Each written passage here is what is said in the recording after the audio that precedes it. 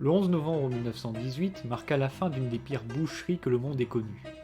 La Première Guerre mondiale avait traumatisé une génération entière, et la victoire des nations alliées avait été en grande partie possible grâce au sacrifice des soldats dans les tranchées. Mais pas seulement.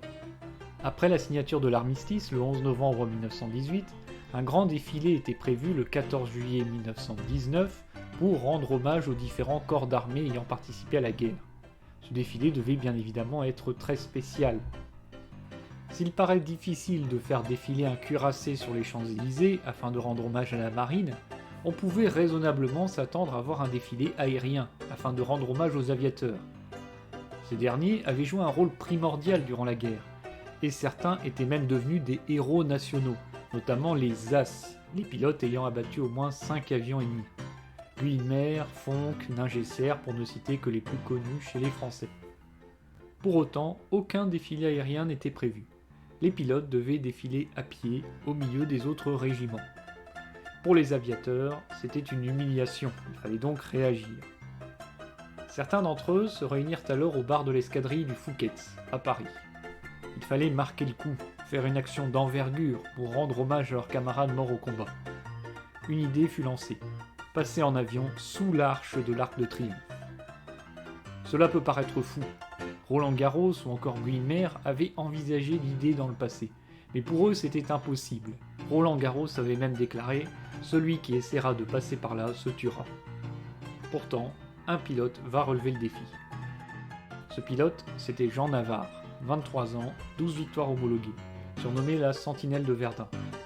C'était un excellent pilote et il comptait bien réussir l'exploit. Malheureusement, il s'écrasa le 10 juillet à Villacoublay durant un vol d'entraînement. L'histoire pourrait alors s'arrêter là. Mais un autre aviateur va relever le défi. Il s'agissait de Charles Godefroy.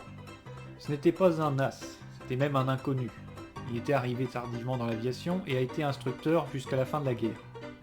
Mais il a plus de 500 heures de vol, et est motivé pour laver l'affront fait aux pilotes.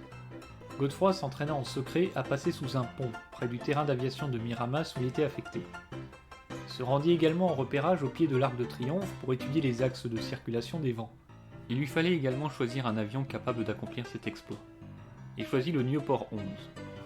C'était un avion de chasse, mis en service au début de l'année 1916 et capable d'atteindre les 155 km/h. Le bébé Nieuport avait deux atouts qui vont intéresser Godefroy. D'abord, c'était un avion maniable, facile à piloter. Et enfin, il était petit. Son envergure n'était que de 7,55 m, ce qui était suffisant pour passer sous la grande voûte de l'Arc de Triomphe, qui faisait un peu plus de 14 mètres de large. Avec l'aide d'un complice, le mécanicien Lagoguet, il prépara son avion dans le plus grand secret. Au matin du 7 août 1919, Godefroy décolla du terrain de Villacoublay, près de Paris. Il survola Neuilly, puis la Porte Maillot, avant d'arriver par l'avenue de la Grande Armée. Contourna ensuite le monument, puis passa sous la voûte à pleine vitesse, frôlant un tramway et fichant une peur bleue aux passagers qui se jetèrent au sol. Une demi-heure après son décollage, Godefroy était de retour à Villacoublay. Le pilote fit la une des journaux, plusieurs articles rendant hommage à cet exploit. Dans un premier temps, le film montrant le vol fut interdit de diffusion par le préfet de police de Paris. Godefroy risquait une lourde sanction, mais finalement ne fut guère inquiété, et à la place fut démobilisé. Il aura effectué son dernier vol le 7 août 1919. Mais quel vol! Aujourd'hui, une plaque honore encore sa mémoire à Soisy, où il mourut en 1958.